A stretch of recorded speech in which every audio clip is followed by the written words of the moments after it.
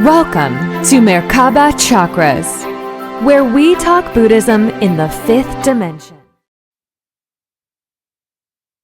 Welcome to another podcast episode of Merkaba Chakras.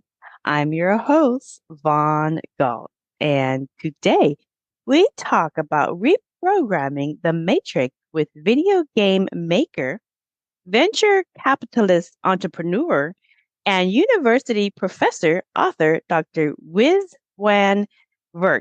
Now, Rizwan, welcome to Merkaba Chakras. You like to call Riz, right? Yeah, Riz is fine. Okay, I'm going to call you Riz.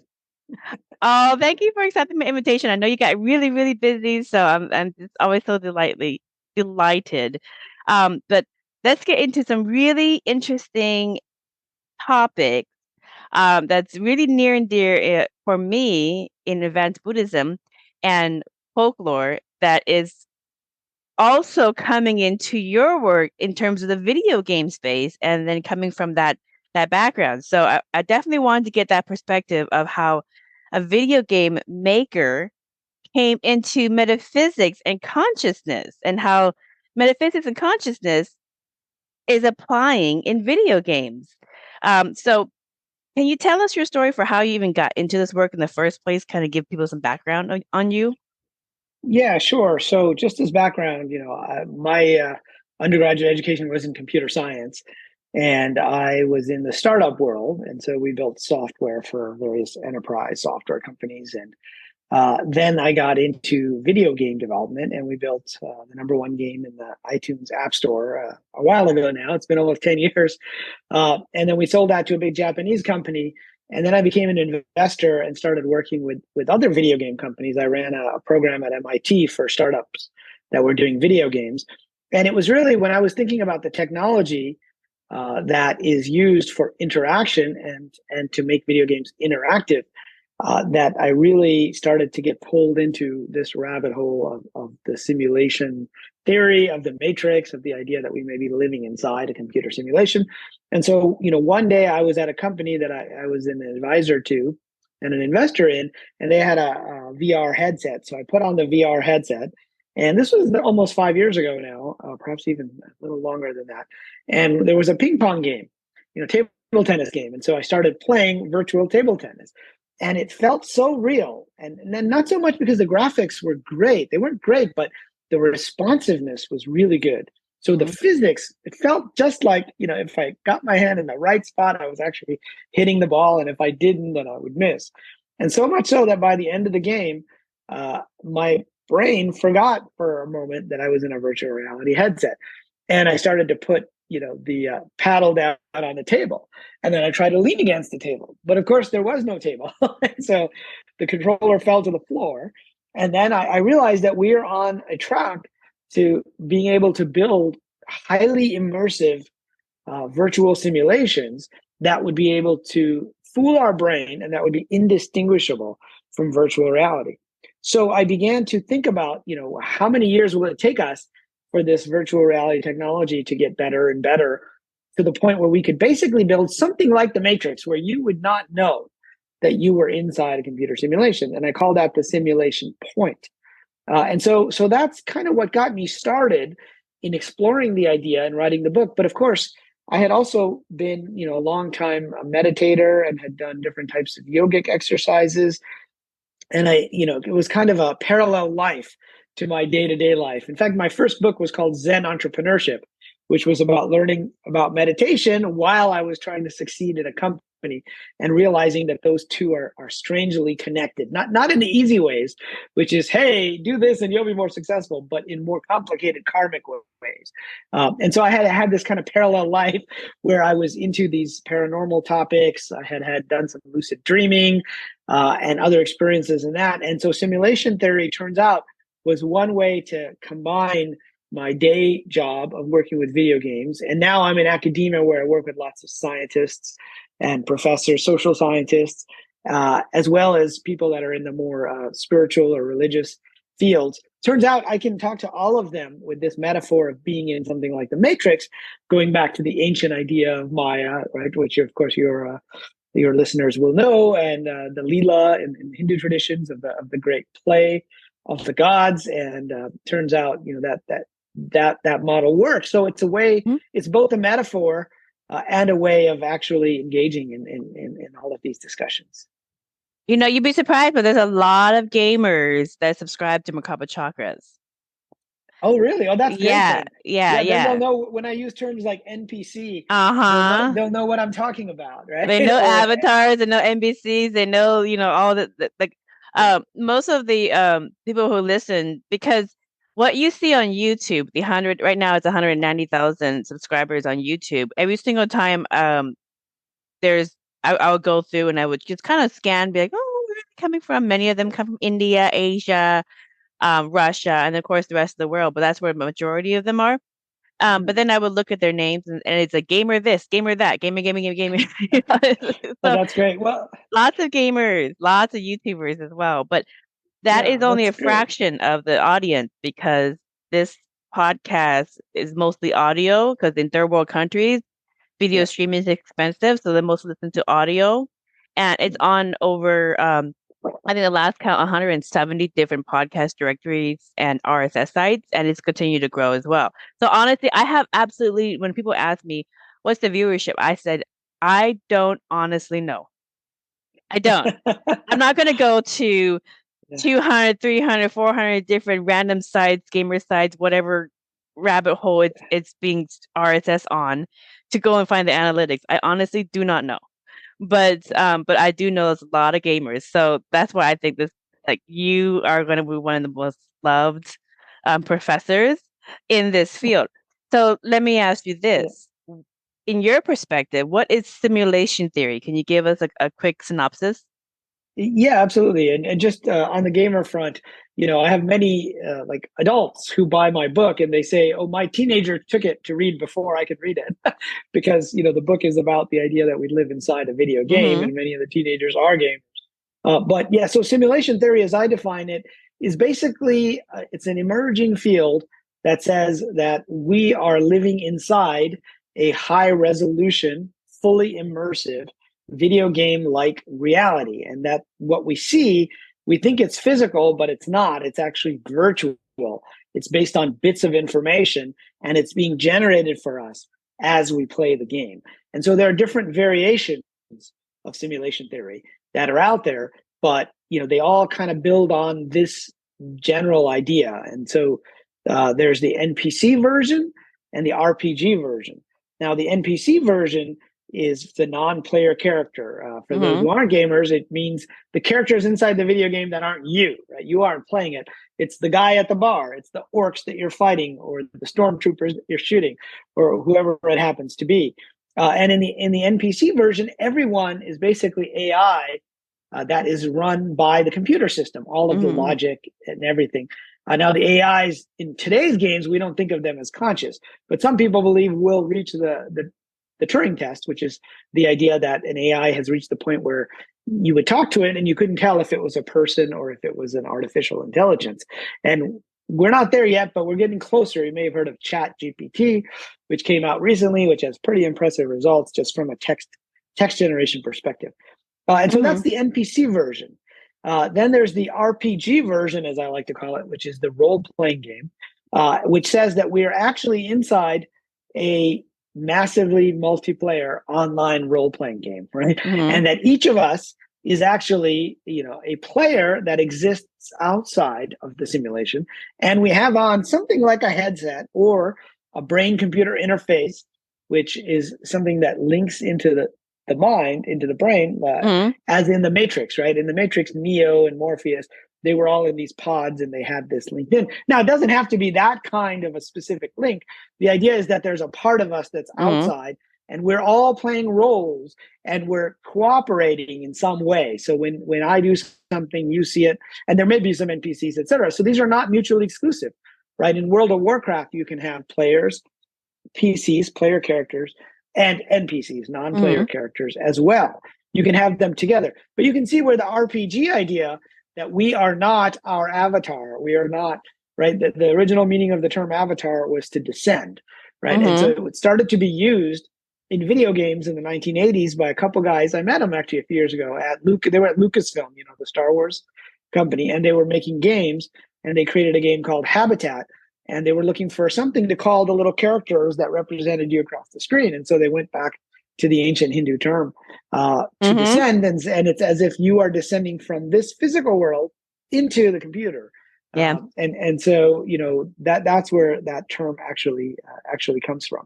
Right. But so you can see, when in the religious perspective, there being a soul that exists outside of the physical body, that RPG version tends to fit pretty well. And for all the materialist atheists, they tend to go towards the NPC version. Yeah. I do quantum hypnosis, and I regress people all over the world for whatever interest that they're interested in uncovering in terms of their pre-life plan. And what I found, and what many other academic contact with a lot of quantum hypnosis people all over the world as well, and we share notes. And what I found is, and what many of us have found is, many people who have reincarnated in this time, who are programmers and they work in IT, and or they're in medicine, like advanced medicine, like energy medicine, etc., in that kind of engineering, many of them were monks and yogis in previous lifetimes. And so now they're applying that into the space. And so I just find that very fascinating, that because that you naturally gravitated to the metaphysics and to the esoteric consciousness already, and then that was already naturally comfortable for you, interest to you, and then you brought it into video game making, programming, etc. So you fit right in line with a legion of programmers. Now, the question is, did we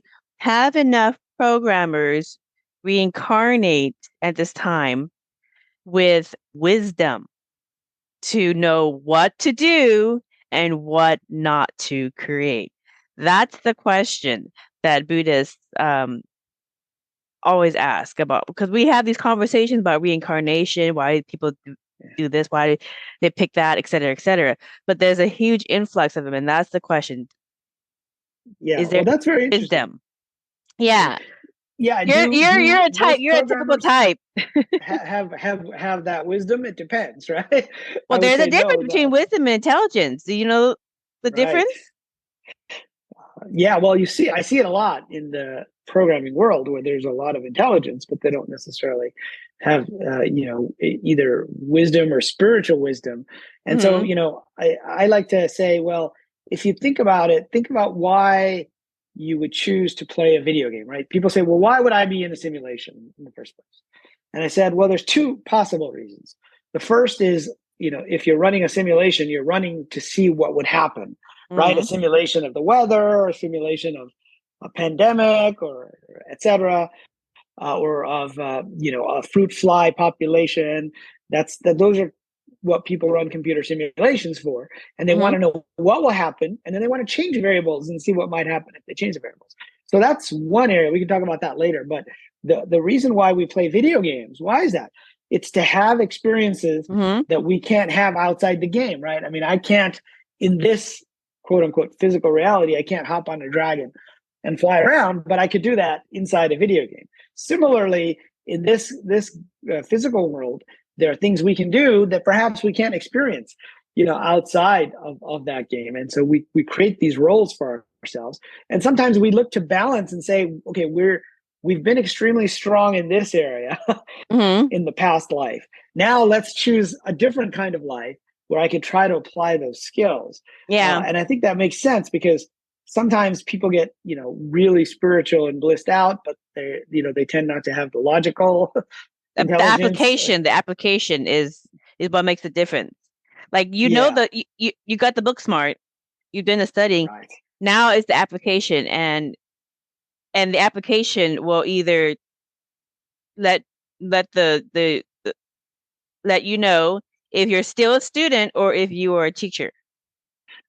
Right. And the universe, typically, when you think you're ready for something, it will test you. It will put a situation, and it will test you on that, and then that will make a break out.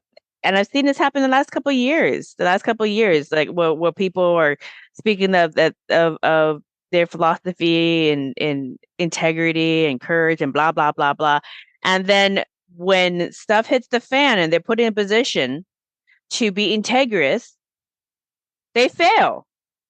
So there's a so there are very few teachers. There are lots of students posing as teachers. So and this is what this is what in Buddhism, when we train and we teach and people study and they study, and a lot of teachers love learning. They love learning, love to learn, and they love to sit back as a student, and they'll get up as a teacher if they have to. But oftentimes they prefer the student role because it's less. You're a professor. It's more kind of a sit back and enjoy. You kind of immerse yourself into it. But but the thing is that when you teach, from first personal experience, and when you pass that lesson, the universe will test you, and you pass that lesson.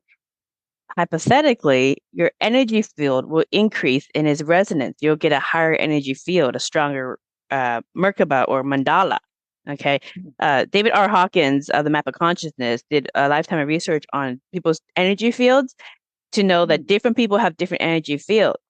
And the more, the higher the energy field, the higher closer to enlightenment, ascension, whatever you want to call it, and on, all the way up to infinity. But this is how we know when we're trying to pick out the lamas, or we're trying to pick out the person who's going to kind of lead different things in temple and stuff, is we'll test them, and that's when we know, well, still a student, go back and learn some more because you don't know how to apply, or not a student. We'll put them in the situations. So in terms of situations in real life, have you yourself, being a seeker of divine spiritual knowledge about the universe, have you yourself had personal experiences of glitches or warps in and out of reality where you've seen the program? Well, yeah. I mean, I Tell us about it. What is glitches experience in the Matrix is in from your experience? Ways. Okay. Yeah. So my personal experience is more about synchronicity, right? Which is the idea of a meaningful coincidence when you're thinking about something and then there's something physical in the world that corresponds to it. But it's what Jung called an acausal connection, right? You can't necessarily. And then, my experiences have been with lucid dreaming and out of body experiences where you can kind of look around and you're outside of the physical body and you can see things that might happen, and other instances of things that have happened within the dream state. So I studied shamanic dreaming for a while, and so that's where they tend to occur for me. So like, for example, I mean, this is one that happened a few years ago, where I had I was visiting my parents who were living in Michigan, and I was sleeping on a couch downstairs. It was a pretty big house. And it was like 6 a.m. I think I had stayed up all night or something. I just fell asleep on the couch. And I ended up having this dream, and I saw my uncle. And I said, "Uncle, what are you doing here?" And we have a term in India and Pakistan called chacha, which means your dad's younger brother. And I said, "Chacha, what are you doing here? You died." And he had died earlier, like many years earlier. And, and so I was surprised to see him because he's not somebody I dream about often, right? We have like the little karmic dreams, and then we have kind of these clearer dreams where we're perceiving other things around us. And this was definitely a clearer dream. And he just looked at me and said, and he looked over and he said, "Well, look at this." And what he had was, it looked like a sarcophagus, like a big sarcophagus of kind of a wide person. And there was something wrong with the eye. And then, he like took it and went away. And then I woke up and I thought, what the heck was that all about? And then I found out that morning, my parents, who were upstairs, in the bedroom, there's no way I could have heard them. They got a call from Pakistan where that uncle's wife, who was this kind of big, portly woman who had like one eye where it was like very wide, she passed away that exact morning. Right? And so, it was my personal experiences have been more like this, where they show you that, okay, there's a lot more going on here than we can give credit for. And so you have different different forms of deja vu, and even hitting on what you talked about earlier, which is the universe tests us in different ways. And I like to call those quests and achievements, right? Oh yeah, Like, yeah. so within video games, you have to accept a quest, right? Sometimes they get presented to you, and then if you accept the quest, you may fail, you may do it, you may get some achievements. And so sometimes, like a few years ago, I had sold my last video game company, and I was thinking, oh, it might be nice to go back to MIT, where I went to my undergrad, to the media lab, and maybe there's something there I could do. And I kind of looked online. I didn't find anything really interesting, but I had that strong intuition, right? And so it was something that came through. I call that a clue in our treasure hunt, right? As we look for quests, just like Indiana Jones, who had to go find the Ark of the Covenant. He didn't get the map. He had to follow one clue, and that's all he could see at that time. And then he had to follow the next clue, and then he had to follow the next clue. And so for me, this was a clue, and that's kind of what I call synchronicity is kind of like that quest, because you follow. Yeah, you follow. It leads you to another and another, and it's all like happenstantial, but it all like fits within a whole journey. Yeah, within a whole pattern. And so, in fact, my second book was called Treasure Hunt: Follow Your Inner Clues to True Success, and it was about using synchronicity in the business world. And so, in this case, I had that intuition, and then just a few weeks later, an MIT professor reached out to me and said, "Hey, I'm coming to Silicon Valley. I teach video game classes. We'd like to meet with you." And then he invited me to come to MIT. And then I ended up creating this startup accelerator, called Play Labs at MIT. But it was all from this synchronicity of internal clues and external events. And so I think, that is a type of glitch in the matrix. And, I talked with this gentleman named Jacques Vallée. Do you know him? He was a UFO researcher. He was in Project Blue Book back in the 60s, all the way back to the 60s. He's much older now. And if you ever saw Close Encounters of the Third Kind from Steven Spielberg, Jacques was the French researcher that character was based on him, basically. So if you remember, there was a French scientist who was investigating UFOs, was one of the main characters. And so, he's also a computer scientist, and he liked to say that synchronicity is just an organization of information differently. We think this is not related to that, but if you could see the associations in the database would link the two together. So there's kind of an information technology explanation for that kind of thing. See, when you talk about the video game perspective, and when I talk about the Buddhism and esoteric perspective, we're talking the same language, but it's just a different perspective so people can understand it. But if you can cross your mind across both realms, you're like, oh yeah, one backs up the other. One supports the other. They back up and they support each other. And so when you have information that backs up and supports each other in terms of application, hence making it a video game because it works in the video game to make the video game work, then there's truth in the concept that has been studied from ancient advanced Buddhism, Hinduism, etc. So there's truth in that, because if there's no truth in that, you couldn't apply those principles in making video games, and actually it works. So, like, for example, like if you I listened to your concept that, like, if you have one person in a forest, instead of focusing and creating the whole forest for one person, you may like narrow it down to a specific little area instead of showing the whole thing, because it takes too much bandwidth. That's the same way that Buddhists see reality, is to try to have you focus instead of taking in the whole thing, because what happens if you take in the whole realm, it could short your system. It's like it's too much bandwidth. Your nervous system, your human body can only handle so much energy. And Dr. David R. Hawkins said this in the Map of Consciousness. We can only so far go up to 1,000 in terms of level of consciousness, our energy field, because that's how much the body can handle. Otherwise, we would literally short ourselves, and we would have health issues, basically not survive. But as the frequency of the reality changes to higher and higher, our nervous system is changing so they can handle more energy in the body for the more advanced human that is much more conscious and have a higher energy field, kind of like a bigger battery, so it can hold more information.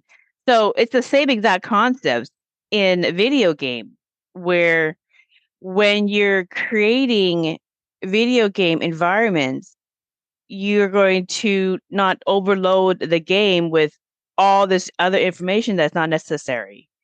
Right. Yeah, Can you that's very explain true. that? So, yeah. So, I call that conditional rendering. So, if you think back to like when I was a kid and we played video games like Pac-Man and Mm-hmm. Space Invaders, and those were really simple games, right? They were 2D. They weren't, and if you had asked anybody back then, can you create a fully 3D world like Mm-hmm. Fortnite or like World of Warcraft or like, any of these 3D games, or The Witcher, etc.? The answer would be no, there's just too many pixels to keep track of, and we don't have enough bandwidth either over the network, but also the processing power. And so what happened between then and now is we discovered optimization techniques, right? Mm-hmm. So if you remember the game Doom, which came out in the Mm-hmm. 90s, which was the first person shooter, or one of the first, right? And it looked like you were actually walking through the hallway and you could turn to the left or to the right. And so they came up with an optimization technique, which was only show that which your character can see, Mm-hmm. right? And so instead of having to render all the pixels of the entire world, we render only that's within the point of view of that character. Mm-hmm. And so that limits the amount of data that needs to come to your computer or to your phone.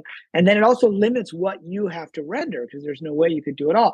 And so Right. the golden rule is render only that which can be observed. And turns out within quantum mechanics, there's this big mystery, right, of the quantum indeterminacy, or the observer effect, which says that, if no one is there to observe or record an event, it's in a state of superposition. It's like Schrodinger's Mm-hmm. cat. The cat is alive and dead, as Mm-hmm. opposed to being one of those in the box. Now, common sense says we don't know if it's alive or dead, but it has to be one of those. It can't be both, Mm-hmm. right? And when we look in, we'll find out which one it was. But quantum mechanics tells us that both of those states exist. So that's quantum superposition, Mm-hmm. right? And when you look in the box, one of those is chosen, and they call that the collapse of the probability wave. But basically, the theory and the idea is that this is an optimization technique, so Mm-hmm. that it doesn't have to render everything. It just knows these are the possible states of everything. Yeah. And then it renders the one that you are observing. And then if you're next to me, I mean, think about it. Today, we're not actually talking to each other, Mm-hmm. right? I am talking to a representation of you on my screen, which came in bits across the wire. And Mm-hmm. you're doing the same on your computer. And so if we're talking to each other, we need to render more or less the same things.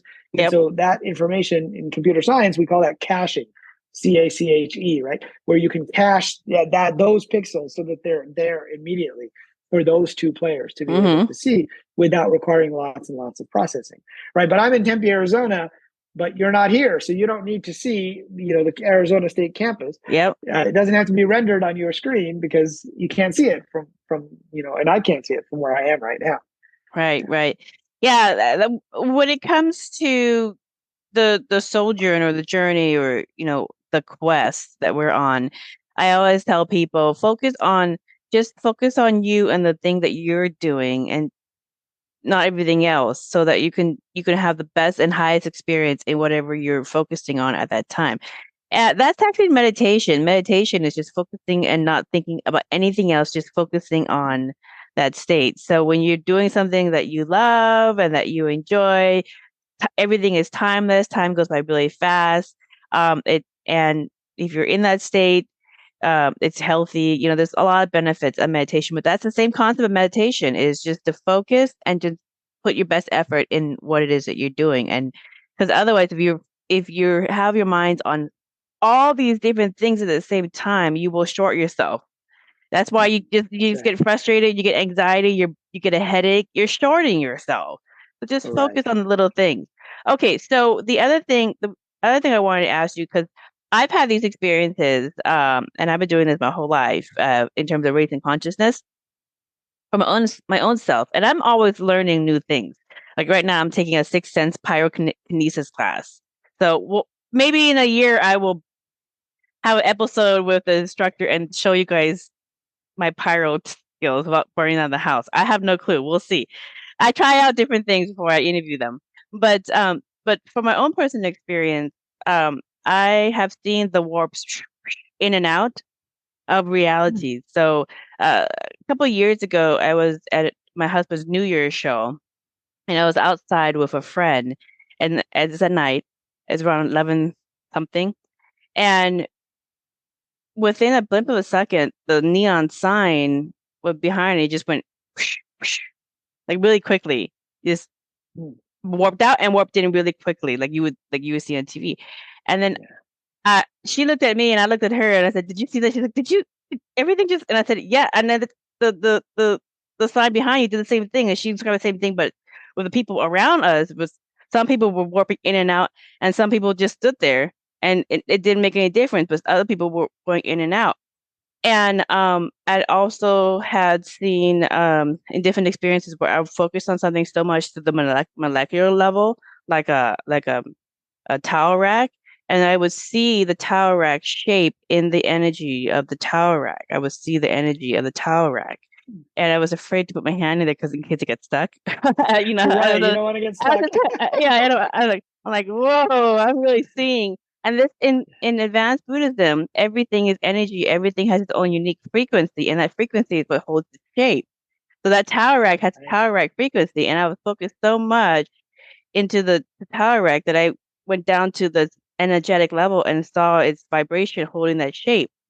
So I've had these experiences, but the thing I wanted to ask, the reason why I bring this up, if you've had your own experiences of the actual simulation shorting on you or getting glitches or doing any warps in and out, is because in that experience where reality warped in and out, many people warped in and out with reality. Some people didn't. So here's the question about NPCs. Okay. Were those people who didn't, were those the awakened people who were higher consciousness, and everybody else who was part of the simulation, were they NPCs? I mean, what is your concept of people as NPCs and people as actual players? Well, what I like to tell people, because sometimes people get carried away with this idea. Like I remember a friend of mine said, I think my husband's an NPC. And I said, well, that may or may not be the case, but it's always safest to assume that everybody is a player character, right? Uh-huh. Because Well, then we will treat them with respect. Because how do we treat of course. NPCs inside video games, right? There was a movie that came out last year called Free Guy, right? If you remember, which was about an NPC. Ryan Reynolds, I think, was playing the main character. And basically the players would come in there and they would just beat up. It was like Grand Theft Auto. Right? That was the game. Now, I'd say our game is not like Grand Theft Auto, at least for most of us. That's not the quest, right? We get judged more on how we treat other people, which is a different kind of game with a different set of quests and a different way to score the game than others. And so for that reason, it's always good to assume that the person that you're interacting with is another player character who is going through their own troubles, their own quests. They have their own achievements. And sometimes there are people put in our path that perhaps are NPCs, but they're not necessarily bad NPCs. They're put there to help us. There's many stories where people, and one of the areas I've studied is near-death experiences. And, we can talk about the life review in a minute, but there are stories within people who've had near-death experiences where they say, oh, there was this poor person, that was put in the street in front of me, and I ended up just ignoring them. But turns out that was an opportunity for me to help someone, and that was a quest that I didn't achieve at that time. So I didn't treat that person right because I wasn't thinking about it. So I think it's always safest to assume everybody's a player character. But very much in a simulation, the NPCs can go in and out, but so can the PCs, the player characters. Yeah, because they may pull out, or if you have someone who's passed away recently, I like to say, they just left the simulation. They can still see what's going on their screen. It's like that Rick and Morty. Have you ever seen the Rick and Morty episode? There's one where they have a game called Roy, a life well lived, and you put on a VR headset, and people can look up the clip online. It's on YouTube, etc. And you basically play this guy Roy. You start off as a baby, and you go through this entire life, and you have a wife, and you get married, and so Rick, I think, is it Rick or Morty? One of them, the younger guy, is playing the game, and he gets up to the point where he's an old guy, and he like trips and falls, and he dies, and then suddenly the game is over. It says game over. He takes off his headset and he goes, "What's going on here? Where's my wife? Where's my kids? Where's all this?"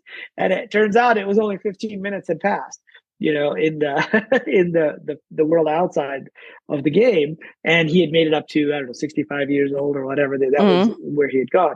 And so that's, I think, a good model to think of people going in and out. In terms Yep. of actual glitches like that, I mean, I haven't had those kind of physical glitches, but Oh, recently when I you do, started going hit me to. up. Hit me up. Send me your experience when you do. Yeah, I recently I started going to some spoon bending parties, Oh, okay. and so Do you have for one? Do you example, have one? yeah. So look at this. Here's one of the spoons that I bent. Now it doesn't work exactly like in the Matrix. In the Matrix, you just think about it, and that's called graduate level spoon bending. You have to. Kindergarten spoon bending is when you actually hold it and you kind of try it, but it gets soft just for a period of time. Mm-hmm. And so, based upon the intention and beliefs of all of these people in the room, and turns out this can be done much more easily in a group than it can be by yourself. Because the energy of the group, it goes into the physical matter, right? And so you start uh-huh. to see the whole thing becomes very pliable, and then it stops. Like I can't unbend this, but I was able to bend it at the time.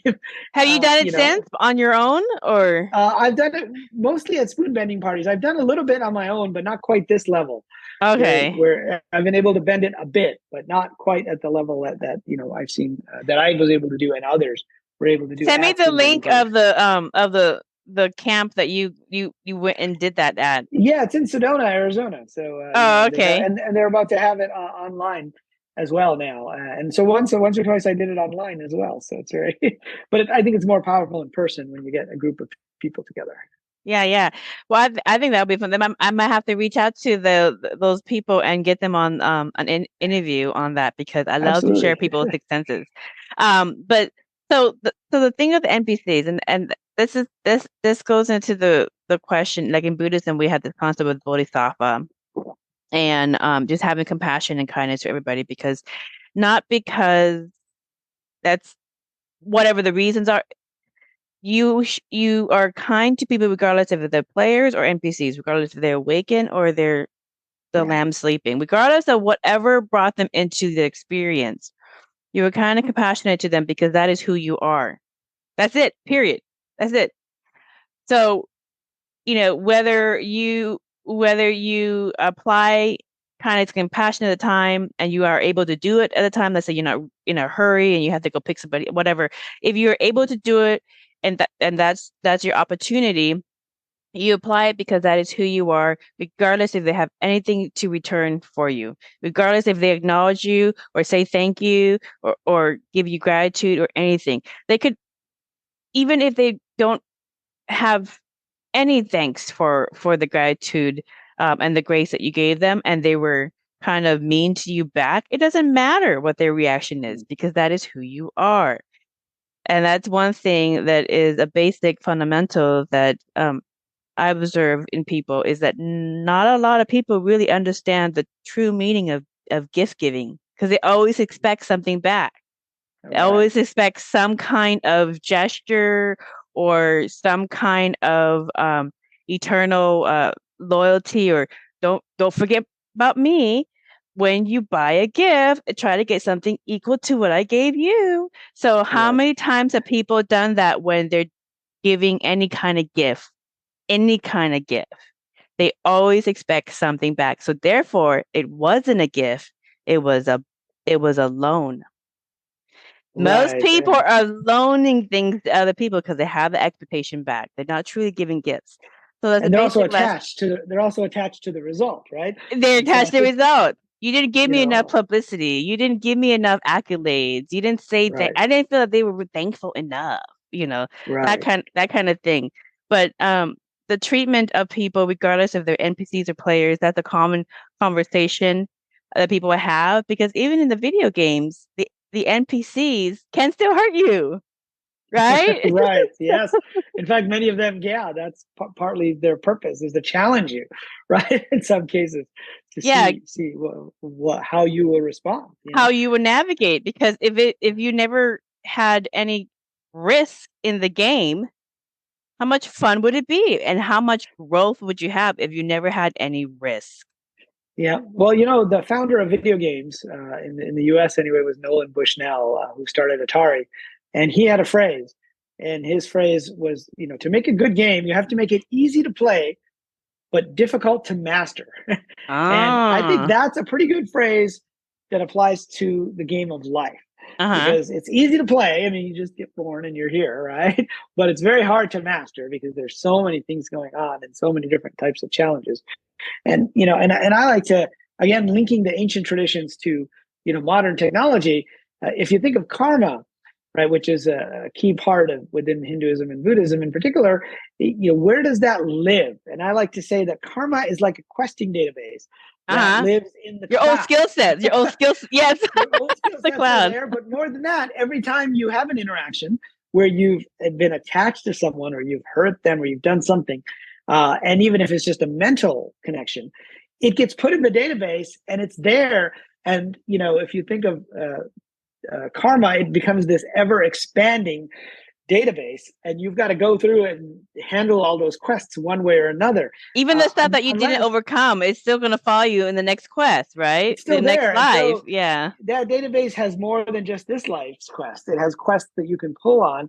And when you come across certain people, there's an opportunity for you to meet certain challenges. And whether they're NPCs or PCs, they may be the right person for you to kind of overcome that specific difficulty. And then eventually, if you can do it, if you can give gifts without attachment, as you say, or you can do the selfless action, you are no longer generating karma, right? Your quest database is no longer getting bigger. It starts to go down, right? And so then you get into this idea of what is the nothingness at the end. It's when you've got none of these things left. You have no reason to have to incarnate anymore at that point. That's a metaphor that I like to use. Yeah. Right. So now we get to the topic of nirvana, samsara, and the concept of the universal one mind, the main Lord, Buddha, God, whatever we want, Allah, whatever we want to call it, nature or the universe, all these names for God. So let's compare some resources. So I'm going to explain some concepts, and then I would love your perspective in terms of the video game. And then, of course, I think you're Islam, right? You're Muslim? Yeah, so I grew up in a Muslim tradition, and studied a bunch of other religions along the way. Yeah.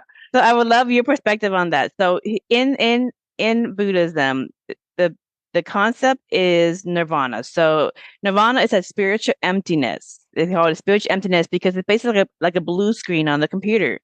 Now, from that, and when you get to the part that you no longer need your ego to have your individual experience or your quest, and continue to have these different excursions in your different sojourns, different vacations, etc., and you're kind of done with that, then you let that go, and then you basically absorb with your main self, which is the Lord, because everybody is connected to the mainframe, which is the Lord's. Everybody's connected to that essence, and so you just basically re-immerse this part of you into that. And then you're in that spiritual nirvana, which is like this blissful nothingness, spiritual emptiness, like a blue screen. Now, from that blue screen comes everything. So, when you start putting the ones and zeros, and you start making the program, all of a sudden you're creating reality, and you're creating all these different games and so forth. So from the blue screen comes all the game. And that's what we call samsara. From nothingness comes everything, comes existence. And there's a lot in existence that you can choose to incarnate into for whatever your reasons are. Now, the thing is that the question is, what are we really? Like the spiritual emptiness in nirvana, it's very mysterious, because what is it really? Because what in the concept, we're just projecting out, like source, God, is projecting out into samsara. It's projecting out a fractal expression of itself to run a certain sojourn, a certain life, and then come back and bring what you experience and re-immerse into the all. So, like, what is the Hindu, or what is the Muslim perspective and the video game perspective of this concept of nirvana and samsara and our connection to source? Yeah, well, a way to think about it is in some of these religions, Islam included, there's an emphasis on the creator, right? And Allah is the term we use in Islam, and you have just God as the generic term that's used in the Abrahamic religions. That tends to tie very well to this idea that there's a video game that has been created. Now, one of the lines in the Quran is actually, it actually says, we meaning God in this case, right? We have created this game for you as a pastime and a diversion, right? And that is what translates into the here and now. And then there is the hereafter, whereas the true life is in the hereafter. And, this concept is there in Christianity as well, and Judaism as well, this idea of the here and the hereafter. And so really, the samsara, the physical world, gets created as a sort of testing ground for us. And, this is where every religion has its own little spin on the soul and how the soul incarnates, right? And in the Greek traditions, the soul would cross Lethe, the river of forgetfulness. Right? And that's why I couldn't remember, right? In the Buddhist traditions, that there's something similar. In Chinese, there's Meng Po, the goddess of forgetfulness, and she brews the tea of forgetfulness. And so, all these different traditions. And then, of course, within, there's the reincarnation side within Buddhism and Hinduism. And then even there's differences between the two, where in Hinduism, you have kind of an immortal soul, and in Buddhism, you're just really a bag of karma, right? A bag of information. At least some Buddhist scholars say that. So that gets back to the nothingness. When it's all gone, there's nothing left. You're just part of whatever substrate was there before it. Yeah. And so I think from a video game perspective, we are all players. Now, if you look at metaphors, like the metaphor of the dream is one that's been used for a long time, right? Especially within Buddhism, right? Bud means to awake, right? In the first place, from we're all sleeping, and then there's the whole to be a Buddha. A Buddha is Sanskrit for one who is awake within Maya, awake within the illusion Maya, of samsara. Yeah. So you're like kind of like Neo. Yeah, like Neo. Within Tibetan traditions, they have dream yoga, where you're learning lucid dreaming in order to be able to wake up when you're awake as well. And so that's a metaphor that was used earlier. The metaphor of the play, like a stage play or a game, has been used. Yogananda, who was one of the most famous immigrants from India to the U.S., 100 years ago, he came over and he updated the metaphor to use new technology. And at the time, the new technology was movies, right? 1920s is when films. And he asked God, why are all these people suffering in World War I, which had just happened, right? And people were dying, and he saw the newsreels. And he got, well, it's all made out of light. But just as in your films, the actors aren't actually dying, but that is the part they're there to play. And so he started to use the metaphor of, okay, this is like a movie projector. Right, it's not real in a sense, but while you're there, you have to sort of. It's real enough so you can learn the lesson, and so you can level up like a video game, level yourself up to the next level. Yeah. And so I like to think if Yogananda were alive today, he would say, use an updated metaphor, and that is the metaphor of, well, it's like a play or a movie with a script with different people, but you can make choices and you can change what happens. And what does that sound like? An interactive video game, basically. Yeah, right? Or choose your own adventure. Choose your own adventure, exactly. So I think that's where it goes, And of course, there's different sects, like within Islam, there's the Sufis who tend to use terminology of love and the beloved and merging with God in that way, which a lot of mainstream Islam doesn't necessarily do, but the Sufis are the more mystical sect. Yeah, so well, in Buddhism, we going to like you get to a point. Okay, here the basic concept is life is a sojourn. Sojourn means journey or quest. Yeah. All right. You choose it for whatever your reason. Some people like smash and bang 'em up games. Other people like gardening games and simple games. Whatever. So everybody likes something different. There's something for everybody. Yeah. And there's different characters, etc. So you choose your sojourn or whatever, and there's a whole group of people to help you consult on that, so that you can achieve. And there's a whole bunch of people helping you along the way so that you can achieve your mission, so that you can you have a good sojourn. But then you sojourn into samsara, into reality, like project yourself into samsara, and then you have this experience, and as you have different lifetimes or have different experiences, you gain different skills. That's why sometimes some things are natural for some people, like a baby that's Right. 2 is playing Chopin or something, or just instantly knows how to play the violin so easily, and Right. it becomes these prodigies. They had acquired these skills in the past, and so we just acquire skills and we just keep leveling ourselves up, just like video game people. We're just like addicted to playing this video game. The thing is that the concept is to be awake is to be a Buddha, to awaken within the Maya of samsara, to awaken within the matrix per se, because this consciousness that we create physical reality from our consciousness, from nirvana, we create this, and when we change it, we change the reality. So when you awaken within the reality, then you start seeing uh, the kind of like the warps in and out, the glitches. You start seeing more of Yeah. kind of the code behind the illusion. Okay. Right. You don't want to say that all the time, but sometimes it bleeds through Yeah. because you want to kind of come back into it. But like, this is we have this debate. Like, where are we really? I mean, some people say we're in the spiritual emptiness of nirvana, projecting out into samsara. Some people would say you're in samsara, you're in the world, you're living your lives, and it's about getting back to nirvana or getting back to heaven or whatever you want to call it. Some people would say we're in a simulation, we must be plugged into the matrix. So what do you think we are? Well, I think we're all of those things, And it just and there's depends on the different. perspective that you were Yeah, sitting in at the time. it's like the the old story of the blind man, three blind men, and the elephant, right? Where one says it's like a tree trunk because he's feeling the legs of the elephant. Another says it's like a house because it's so big. He's feeling, and then another says like a snake because it's the trunk, right?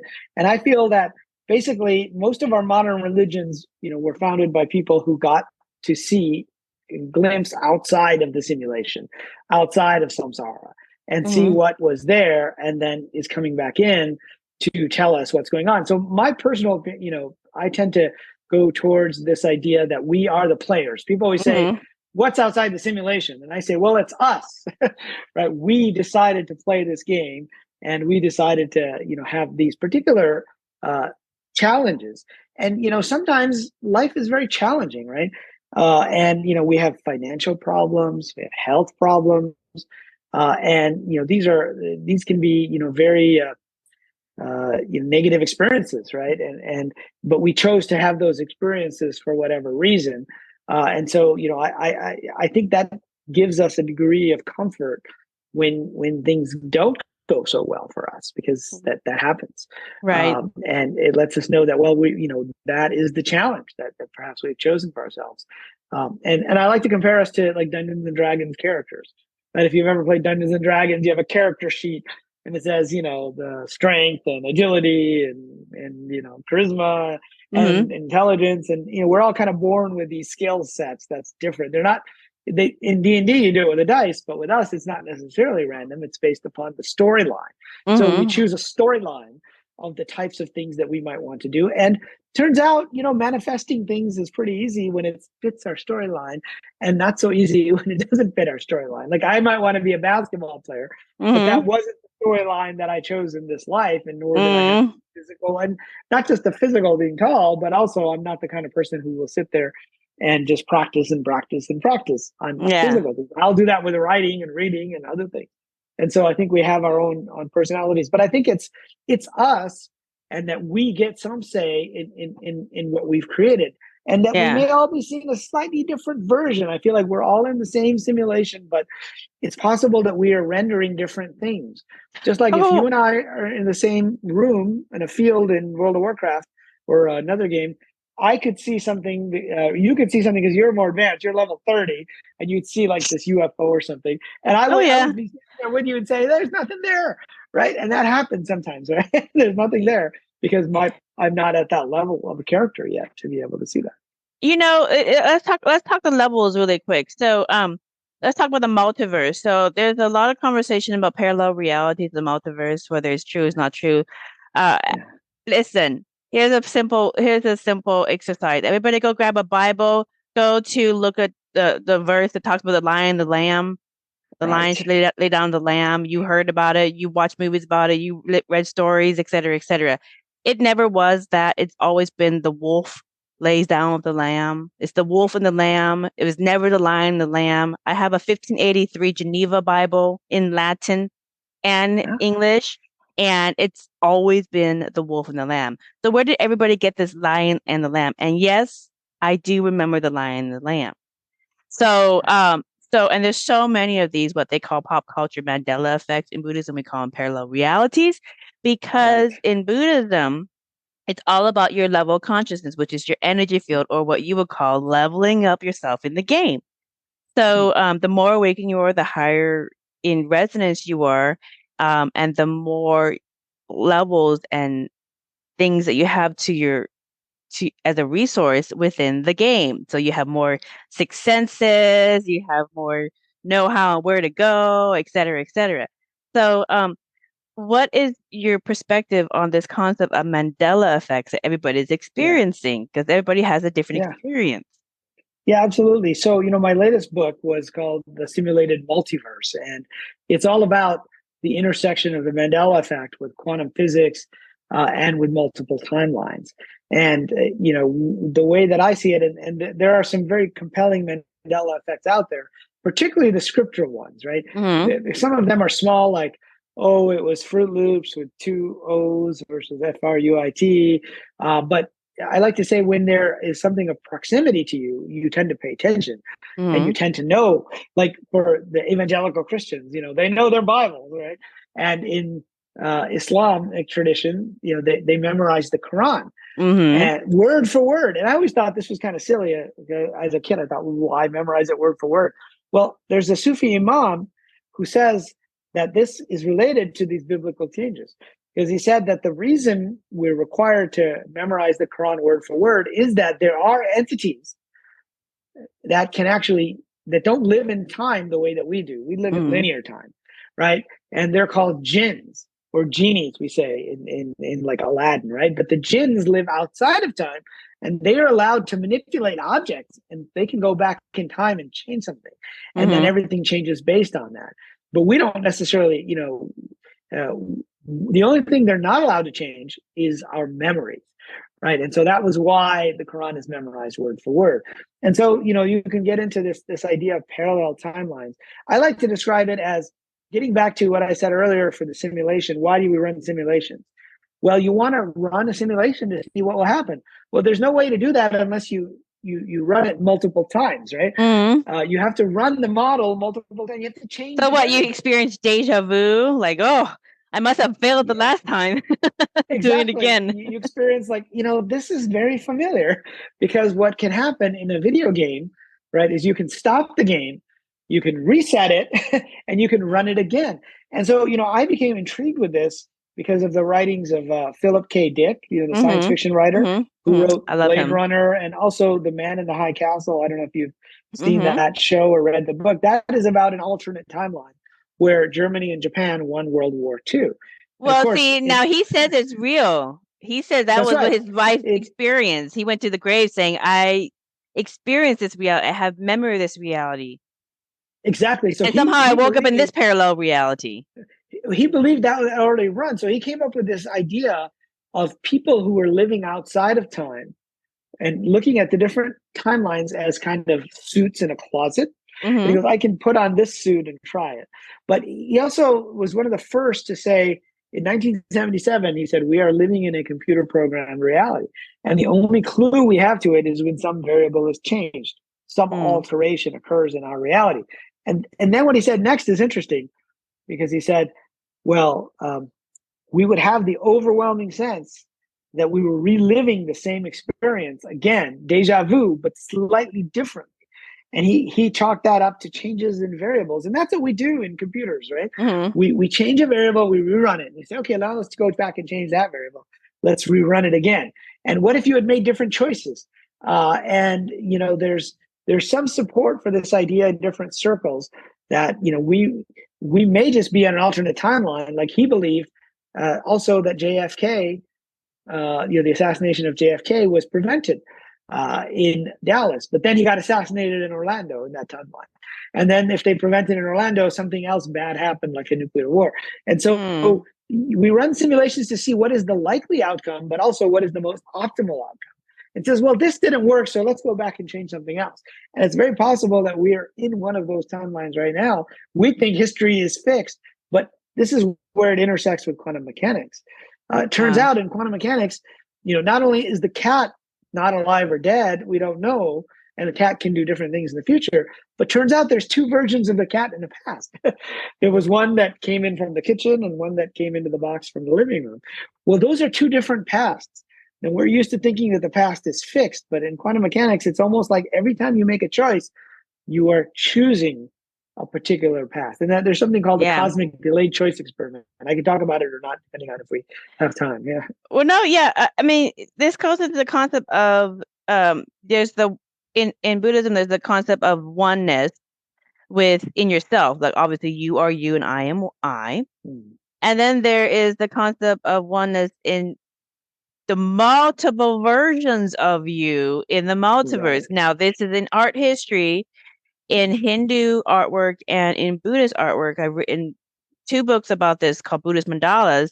And you can go to any temples in Asia and you will see the same artwork where you have the you can call them ascended masters, you can call them bodhisattvas. They are human, and they've gotten to a level in their consciousness and their energy field that they are existing consciously in multiple realities at the same time. And so in the statues on the artwork, it's not like Kuan Yin has 10,000 arms and 10,000 heads, or Vishnu has, thousands of arms and heads coming out of one body. It's a 3D version representation of the multiverse, the multidimensional existence of that person.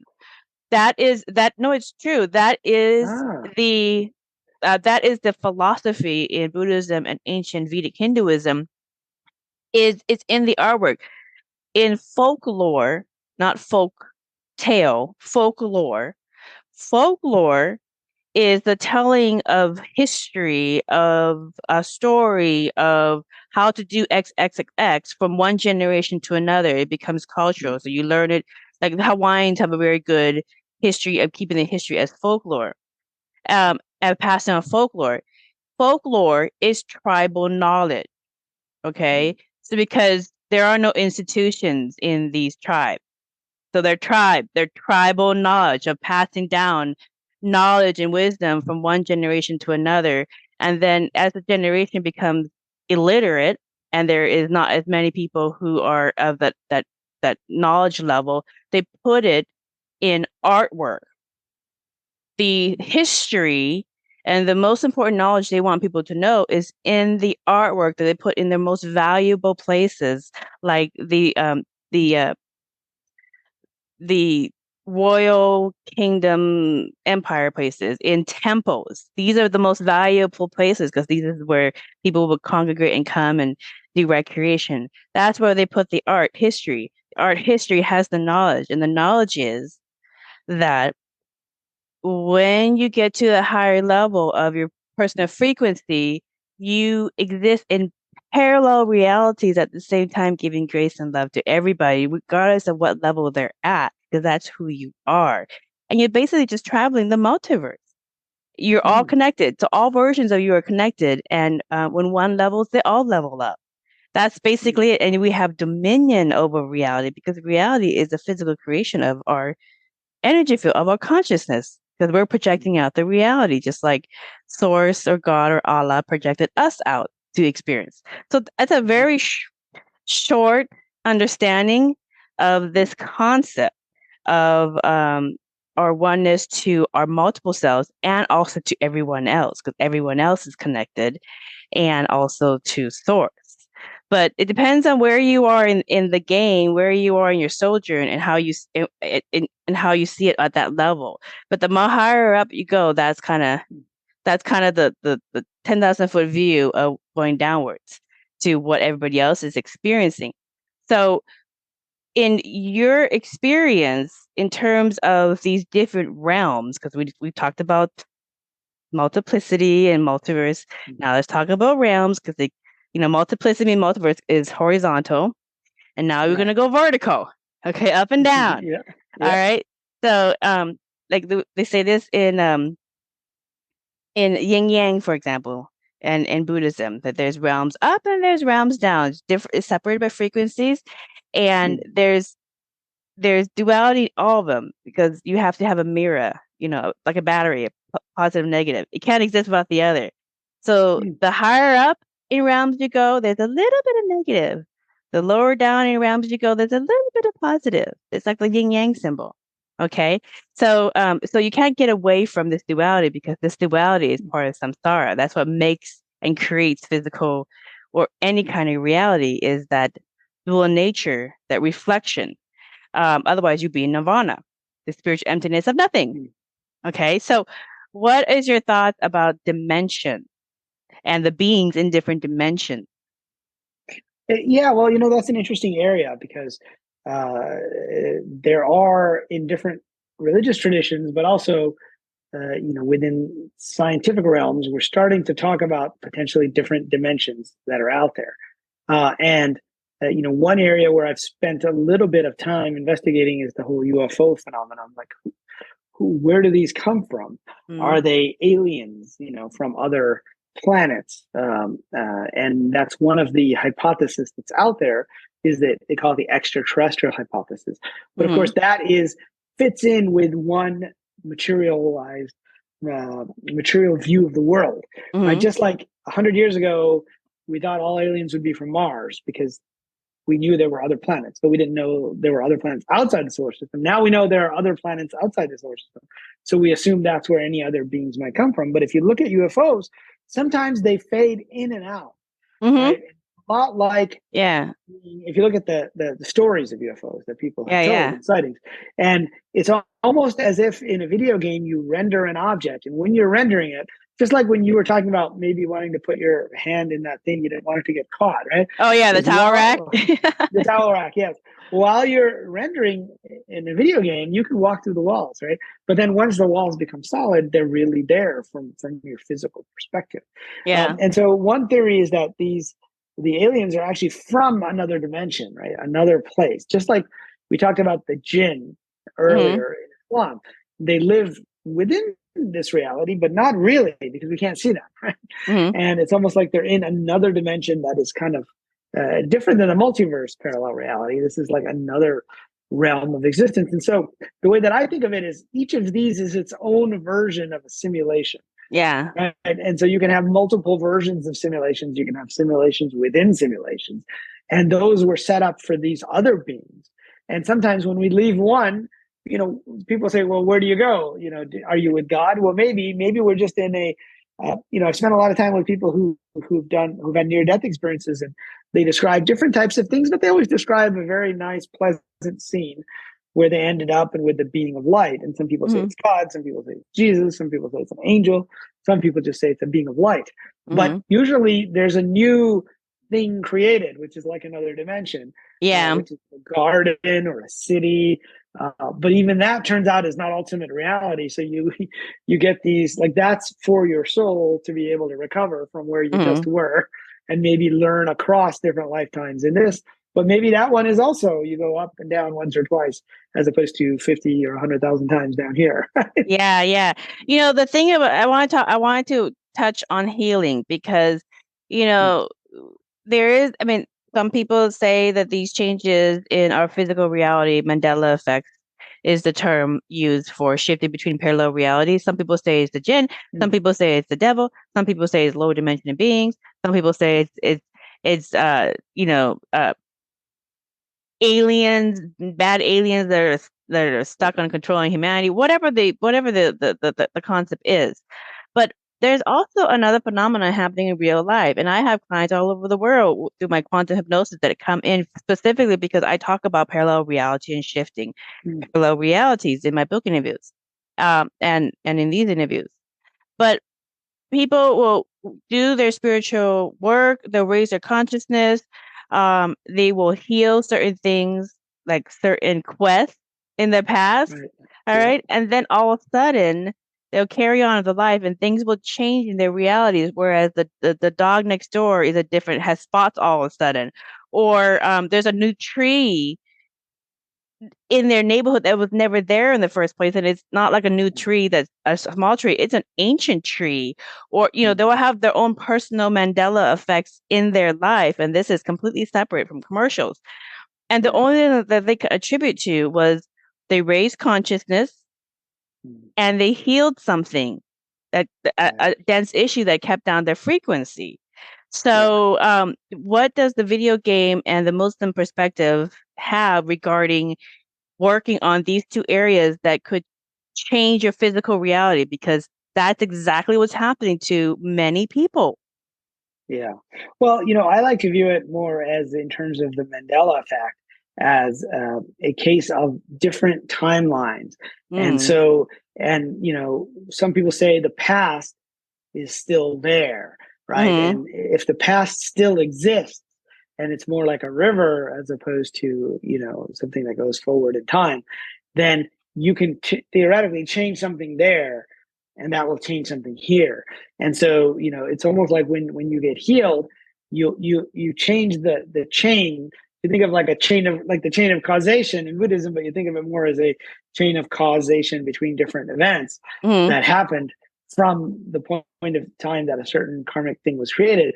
That you are now on a slightly different path. And so in one of my books, I have this thing called the multiverse graph, which basically says, think of every choice you could ever make. Right. And if it splits off into different choices, you've got a giant grid of lots of nodes. And you're sitting here, and this is the path you took to get here. But turns out in a grid, right, I could also go this way and I could still get to the same spot. And so it's almost as if you switched, in computer science, we call it context switching. Yeah.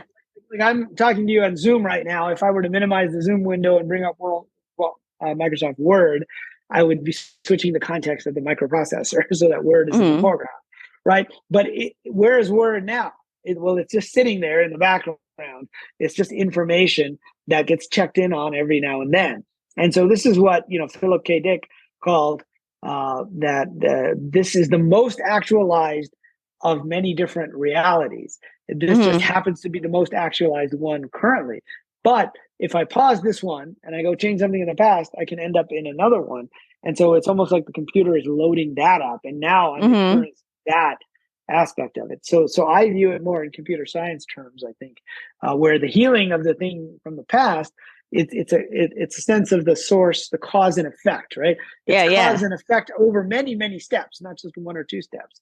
But the butterfly effect applies, Right. Because that brings me to the concept, like even when you play video games and let's say there's a quest that you didn't do, but then you decide at some point, I'm going to go back and now that I have a couple other quests and I have new skills and new insight and wisdom, I'm going to go back and finish that old quest that I never picked up. And I'm going to do that. Right. And then you work on that quest, you overcome that quest. And now all of a sudden it shoots you like light years ahead into a whole nother quest that would have taken you many more quests to get to that point. It almost like it jumped between different in the future almost, or into a more progressed. Yeah, it's almost like different points in the future. Yeah, and that's why in Buddhism. And that's what happened in Buddhism. They talk about there's really no time because all we're doing is jumping between experience to experience. And so if you see yourself in linear time, you could be short changing yourself in terms of what your sojourn could possibly be.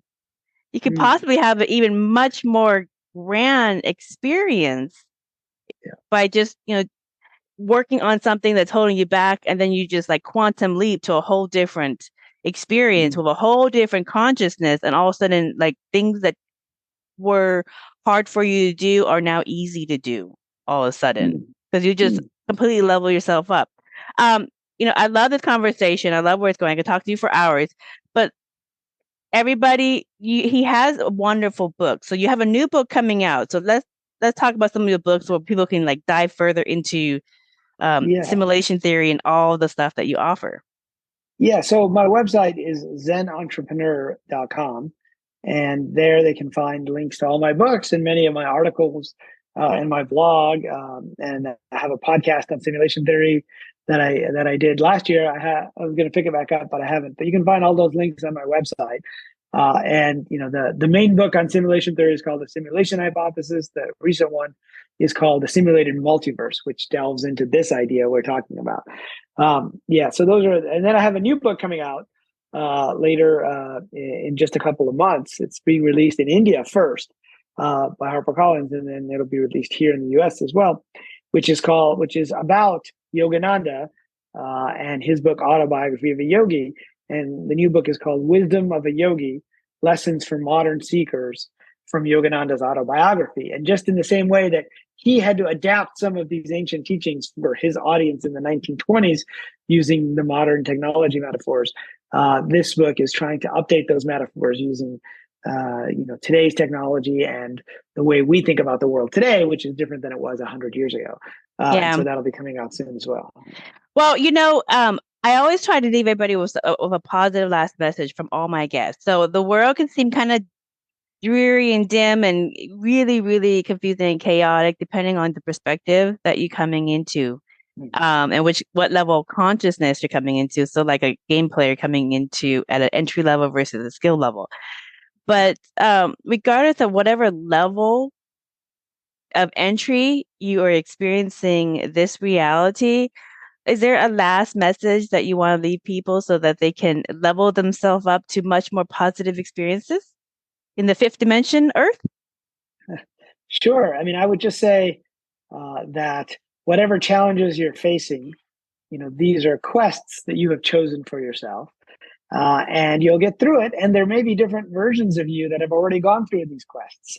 And for whatever reason, they may have tried out different things. And it's decided to put you here. It being perhaps your higher self or your soul or someone who has a higher perspective of all the paths through life. So, don't stress out so much, even if things look bad. There may be a good reason for you to be in this particular line within the gameplay of the world. I love that. Well, Dr. Rizwan Virk, thank you for offering your lifetime of work in translating these metaphysical concepts and how our consciousness creates the matrix into video games and discussing these insights we can garner from these different perspectives. So for more information, you can actually go and take a course because you're teaching at the University of Arizona. You're a professor there.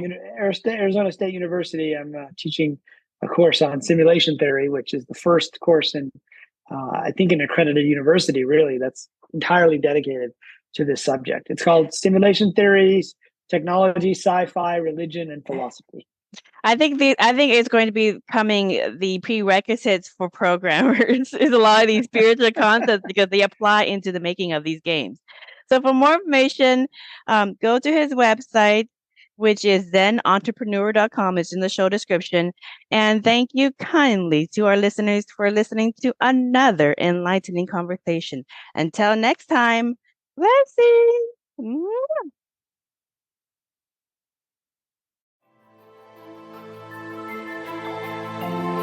We hope you enjoyed this episode of Merkaba Chakras, where we talk Buddhism in the fifth dimension. For more information about today's guest, please go to the show description. For more information about Vaughn's metaphysical work, please go to merkabachakras.com. The views expressed today are for entertainment purposes and do not necessarily reflect the views of the host or replace any medical or legal advice. Don't forget to subscribe for more interviews about the fifth dimension. Until we meet again, blessings.